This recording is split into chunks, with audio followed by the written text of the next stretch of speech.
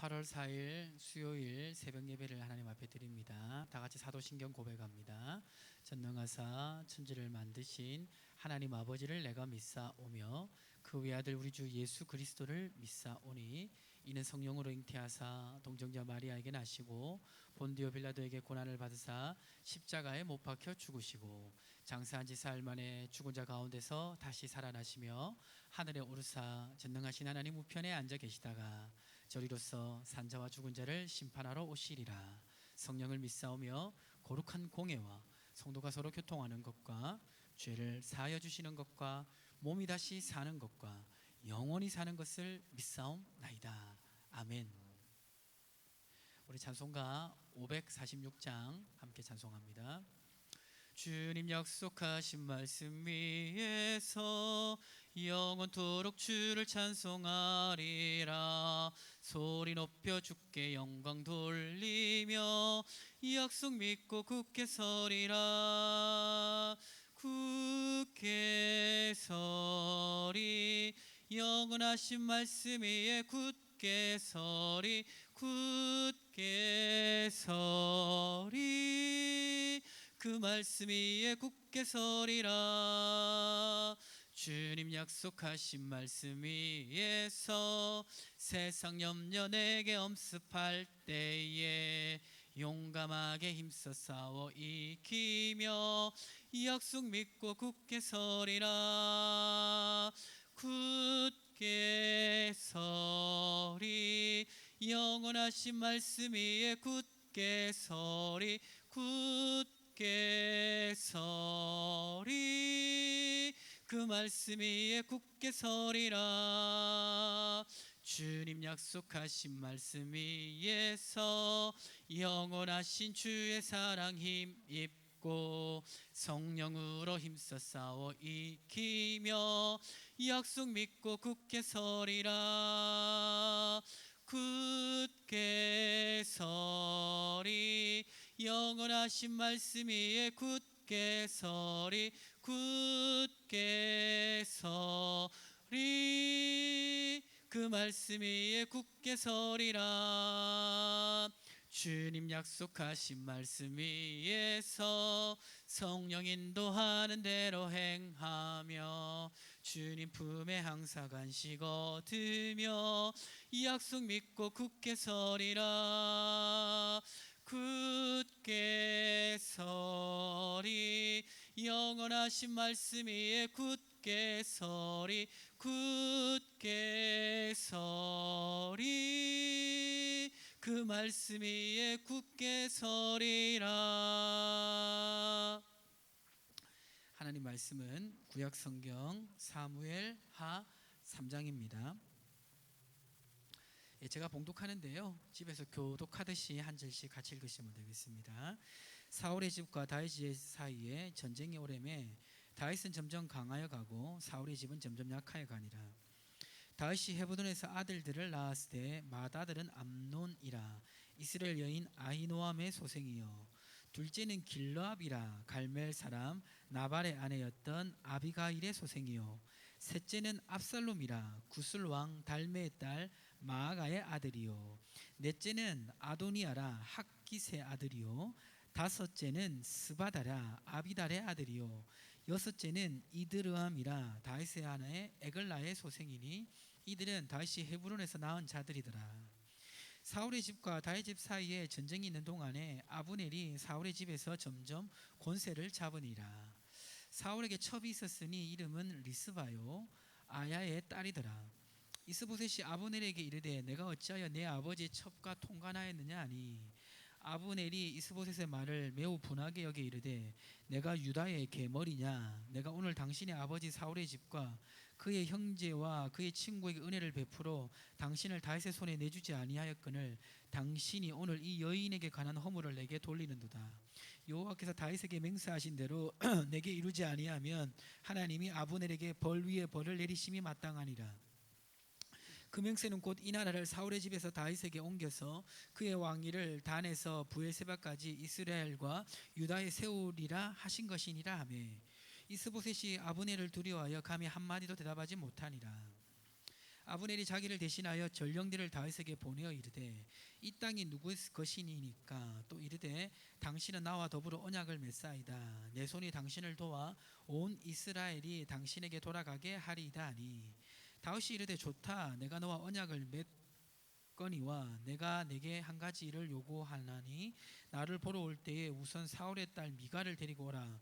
그리하지 아니하면 내 얼굴을 보지 못하리라 하고 다윗이 사울의 아들 이스보셋에게 전령을 보내 이르되 내 처 미갈을 내게로 돌리라.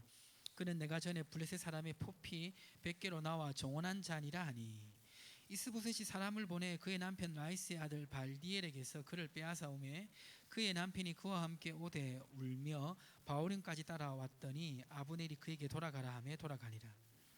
아브넬이 이스라엘 장로들에게 말하여 이르되 너희가 여러 번 다윗을 너희의 임금 세우기를 구하였으니 이제 그대로 하라. 여호와께서 이미 다윗에게 말씀하시기를 내가 내 종 다윗의 손으로 내 백성 이스라엘을 구원하여 블레셋 사람의 손과 모든 대적의 손에서 벗어나게 하리라 하셨음이니라 하고 아브넬이 또 베냐민 사람의 귀에 말하고 아브넬이 이스라엘과 베냐민의 온 집이 선하게 여기는 모든 것을 다윗의 길에 말하려고 헤브론으로 가니라. 아브넬이 부하 20명과 더불어 헤브론에 이르러 다윗에게 나아가니 다윗이 아브넬과 그와 함께한 사람을 위하여 잔치를 배설하였더라. 아브넬이 다윗에게 말하되 내가 일어나 가서 온 이스라엘 무리를 내 주 왕 앞에 모아 더불어 언약을 맺게 하고 마음에 원하시는 대로 모든 것을 다스리게 하리이다 하니 이에 다윗이 아브넬을 보내매 그가 평안히 가니라.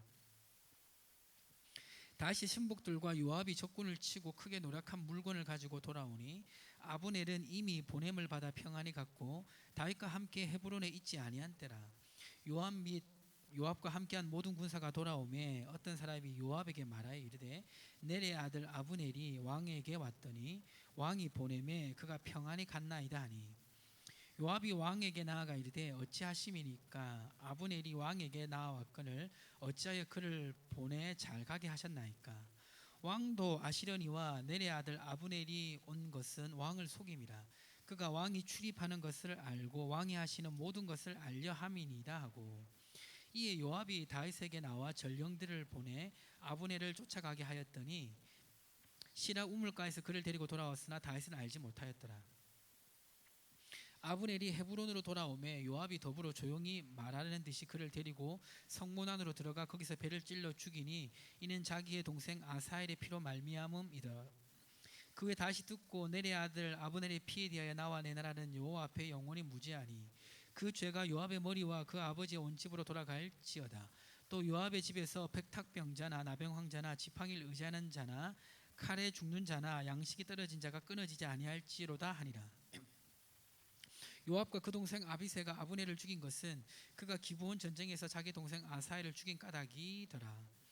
다윗이 요압과 및 자기와 함께 있는 모든 백성에게 이르되 너희는 옷을 찢고 굵은 배를 띠고 아브넬 앞에서 애도하라 하니라. 다윗 왕의 상여가 따라가 아브넬을 헤브론에 장사하고 아브넬의 무덤에서 왕이 소리를 높여 울고 백성도 다 우니라. 왕이 아브넬을 위하여 애가를 지어 이르되 아브넬의 죽음이 어찌하여 미련한 자의 죽음 같고 내 손이 결박되지 아니하였고 내 발이 차고에 채이지 아니하였거늘 불의한 자식 앞에 엎드려진 같이 내가 엎드려졌도다 하매 온 백성이 그를 슬퍼하며 우니라. 서경에 뭇백성이 나와서 다윗에게 음식을 권하니 다윗이 맹세하여 이르되 만일 내가 해지기 전에 떡이나 다른 모든 것을 맛보면 하나님이 내게 벌 위에 벌을 내리심이 마땅하니라 하매 온 백성이 보고 기뻐하며 왕이 무슨 일을 하든지 무리가 다 기뻐하므로 이 날에야 온 백성과 온 이스라엘이 넬의 아들 아브넬을 죽인 것이 왕이 한 것이 아닌 줄을 아니라. 왕이 그 신복에게 이르되 오늘 이스라엘의 지도자여 큰 인물이 죽은 것을 알지 못하느냐. 같이 읽습니다. 내가 기름 부음을 받은 왕이 되었으나 오늘 약하에서 수로의 아들인 이 사람들을 제어하기가 너무 어려우니 여호와는 악행한 자에게 그 악한 대로 갚으실지로다 하니라. 아멘. 오늘 말씀은 이 사울과 다윗의 집의 관계가 그 구도가 점점점 다윗 쪽에 기우는 것을 말씀하고 있고요. 그리고 사울의 군대 장관이었던 아브넬의 죽음이 기록되어 있습니다. 먼저는 이제 다윗의 왕권이 강해지는 것을 볼 수가 있는데요. 3장 2절에서 5절에 보면 다윗의 소생들이 많아지는 것을 볼 수가 있습니다. 그런데 이제 이것이 이제 일반적으로는 이제 왕권이 강해지는 이제 현상 중의 하나라고 볼 수도 있는데, 또 하나님이 기뻐하시는 왕의 기준에는 맞지 않습니다. 그 구약의 율법에 보면 왕은 아내를 많이 두지 말 것이라 이렇게 말했는데, 이 다윗은 여성 편력이 좀 있었습니다.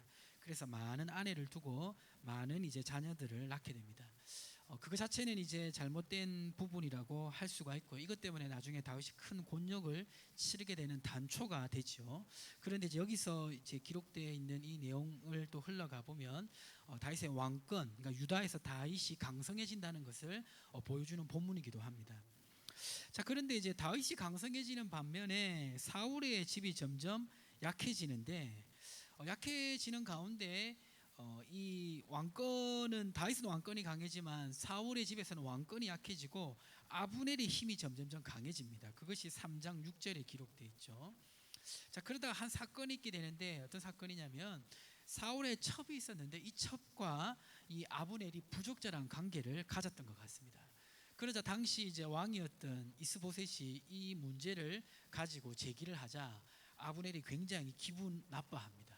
기분 나빠하는 이유는 뭐냐면, 원래는 다윗에게 그냥 이 아브넬이 이스보셋을 넘기기만 하면 그냥 해결되는 거지만, 그래도 자기가 이스보셋을 왕으로 세워줬는데 그 공로를 모르고 자신을 이제 무시하는 것에 대해서 화가 난 것 같습니다. 그러면서 이제 이 아브넬의 심경의 변화를 볼 수가 있는데요. 화가 난 이 아브넬이 이스보셋에게 막 이렇게 이제 화를 내면서 말을 하는데, 그 말하는 것을 자세히 들어보면 뭐라고 말하냐면 3장 9절에 보니까 이런 말을 해요. 여호와께서 다윗에게 맹세하신 대로 내게 이루지 아니하면 하나님이 아브넬에게 벌이의 벌을 내리심이 마땅하니라. 10절, 그 맹세는 곧 이 나라를 사울의 집에서 다윗에게 옮겨서 그의 왕위를 단에서 브에세바까지 이스라엘과 유다에 세우리라 하신 것이니라 하며. 무슨 얘기냐면, 하나님이 이제 다윗을 이스라엘 왕으로 세울 거라고 예언한 것이 이루어질 거라고 이스라엘의 왕이었던 사울의 아들에게 얘기를 한 거예요. 그러니까 화가 나서 얘기한 거겠죠. 자, 화가 나서 얘기한 거지만 이 아브넬의 심경의 변화를 볼 수가 있습니다. 그러니까 처음에는 이제 이스보셋을 통해서 왕으로 세울 때는 어떤 계산이었는지 모르겠지만, 다윗이 점점점 강성해지는 이 시점에서는 앞으로 계속해서 아브넬이 이스보셋을 데리고 다윗과 대치하는 것이 어렵다고 판단한 것 같습니다. 그래서 이 다윗 쪽으로 자기가 속해야 된다는 것을 생각을 하고 있었다는 것을 알 수가 있습니다. 그러니까 이런 말을 하게 된 거죠. 그래서 이제 이 사건 이후에 이 아브넬은 자신이 뱉은 말대로 다윗과 언약을 맺기를 원합니다. 그래서 3장 10절에 보면 사람들을 보내서 언약을 맺습니다. 맺는 언약은 뭐냐면 이 이스라엘 나라를 이렇게 안정적으로 다윗에게 돌리려고 하는 그런 계획이었습니다. 그래서 3장 12절에 보면 아브넬이 자기를 대신하여 전령들을 다윗에게 보내어 이르되 이 땅이 누구의 것이니까, 또 이르되 당신은 나와 더불어 언약을 맺사이다. 내 손이 당신을 도와 온 이스라엘이 당신에게 돌아가게 하리이다. 그러니까 이 아브넬은 평화적으로 지금 권력을 내가 잡고 있으니까 이 모든 것을 당신에게 안정적으로 내가 이양하겠다. 대신에 이제 아브넬 자신의 어떤 목숨이나 또 그 군대 장관으로서 위치나 이런 거를 보장해 달라는 것이 포함되어 있겠죠. 이렇게 안정적으로 그 왕권을 넘기는 것은 굉장히 좋은 것입니다. 왜냐하면 전쟁도 벌이지 않고, 전쟁을 벌이게 되면 백성들이 가장 큰 피해를 입고 또 사울이나 다윗의 군대에도 피해를 입기 때문이죠. 그래서 그 제안을 하니까 다윗이 그것을 받아들이겠다 합니다. 다만 조건이 하나 있는데, 이전에 자신의 첫 아내였던 사울의 딸 미갈을 데려오라고 조건을 내겁니다. 오늘날 우리의 시각으로 보면 이 다윗이 좀 그래요. 이미 다른 사람한테 재혼해서 시집 갔는데 그 여자를 다시 데려오는 것이 무슨 의미가 있겠습니까? 그냥 살라고 할 수도 있겠지만 다윗은 이 미갈을 데려오라고 합니다. 그 내용이 포함되어 있고요. 그리고 이제 이렇게 서로 이제 약속이 되자 아브넬이 이 다윗을 직접 찾아옵니다. 찾아와 가지고 이제 앞으로 있을 일들을 다 의논하고 그리고 돌아가는 그 사이에 사건이 일어납니다. 어떤 사건이 일어나냐면 아브넬이 이 그 다윗과 이제 다윗과 만나서 언약을 맺고 나서 돌아갈 때에 요압 장군이 없었어요. 앞에 2장에 보면 요압의 동생 아사헬이 무리하게 아브넬을 죽이려 하다가 살해당하잖아요. 그 아브넬의 형이 요압입니다. 그 요압이 돌아와서 보니까 아브넬과 다윗이 언약을 맺고 돌아갔다는 거예요. 그래가지고 이 요압이 아브넬을 뒤를 쫓습니다. 뒤를 쫓아서 무슨 다윗과 다 얘기하지 못한 더 다른 이야기가 있는 것처럼 아브넬하고 얘기하는 척하면서 아브넬을 죽여버립니다. 이 아브넬이 죽자 다윗은 먼저 이 요압을 저주합니다. 여기 사무엘하 3장 28절 29절에 보면 저주하는 내용이 있죠. 뭐라고 되어 있냐면 그 후에 다윗이 듣고 이르되 넬의 아들 아브넬의 피에 대하여 나와 내 나라는 여호와 앞에 영원히 무죄하니 그 죄가 요압의 머리와 그의 아버지 온 집으로 돌아갈지어다. 또 요압의 집에서 백탁병자나 나병한 자나 지팡이를 의지하는 자나 칼에 죽는 자나 양식이 떨어진 자가 끊어지지 아니할지로다 하니라. 그러니까 왜 이렇게 저주를 하냐면 지금 하나님께서 평화롭게 이스라엘과 유다가 전쟁 없이 이 권력 이양을 하려고 하는데 지금 아브넬을 죽여버리게 되면 계속해서 이 분쟁과 소요의 여지를 남기는 것이죠. 그리고 화평하게 권력을 이양하려고 했던 아브넬을 죽인다는 것 자체가 사실은 옳지 않은 것입니다. 근데 요압은 왜 이렇게 했을까요? 두 가지 계산이 깔려 있었습니다. 하나는 뭐냐면 자신의 동생을 죽인 원수를 갚는 거죠. 그러니까 이 요압은 굉장히 뛰어난 사람입니다. 뛰어나는데 이 요압은 굉장히 인간적인 사람이에요. 다윗의 밑에서도 군대 장관이 되었지만 굉장히 인간적인 방법을 잘 쓰는 사람이 요압입니다. 그럼에도 불구하고 다윗은 다윗에게는 충성스러웠고 다윗이 하라고 하는 것은 다 하면서 그러면서 자신의 욕심과 자신의 뜻도 펼쳤던 사람이 요압입니다. 그래서 이 다윗은 요압이 이런 잘못을 저지름에도 불구하고 요압을 쳐낼 수가 없었어요. 왜냐하면 요압이 빠지고 나면 앞으로 남아있는 이스라엘과의 전쟁과 여러 가지 일들에서 문제가 생겼기 때문에 이 요압을 칠 수가 없었습니다. 그래서 3장 여기 39절에 자신의 처지를 이렇게 말하죠. 내가 기름 부음을 받은 왕이 되었으나 오늘 약하여서 스루아의 아들인 이 사람들을 제어하기가 너무 어려우니 여호와는 악행한 자에게 그 악행한 대로 갚으실지어다.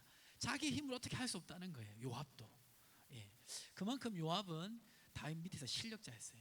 근데 한편에서는 자신의 동생의 원수를 갚으려고 했던 것을 볼 수가 있고요. 이거는 그나마 좀 이제 감정이 격해져서 그럴 수 있겠구나 생각도 들지만 그런데 자신의 감정도 하나님 뜻을 이루는 데 있어서는 내려놔야 되는데 요압은 그러지 않았습니다. 또 한 가지는 어떤 계산이 깔려 있습니까? 만약에 아브넬하고 평화롭게 조약이 맺어지면 이스라엘의 통일된 이스라엘의 군대 장관은 아브넬이 될 수 있다라는 그런 두려움이 있었죠. 그래서 요압은 자신의 정적인 아브넬을 제거해 버린 겁니다. 그래서 이렇게 인간적으로 이제 요압이 아브넬을 죽이자 다윗은 크게 슬퍼하고 아브넬의 장례를 치릅니다. 치르면서 해질 때까지 음식을 먹지 않습니다. 그러니까 진정으로 이 아브넬의 죽음을 슬퍼한 거죠. 하나는 평화롭게 나라가 이렇게 화친되지 못하는 것이 아깝고 또 이 아브넬도 뛰어난 군대 장관이었습니다. 이 뛰어난 군대 장관이 같은 동족끼리 싸워서 죽게 되는 이 상황도 안타까웠고 그래서 눈물을 흘리며 슬피 울자 이스라엘 백성이 알게 돼요. 무엇을 알게 되냐면 이 아브넬을 죽인 사람이 다윗이 아니고 요압인 것을 알게 됩니다.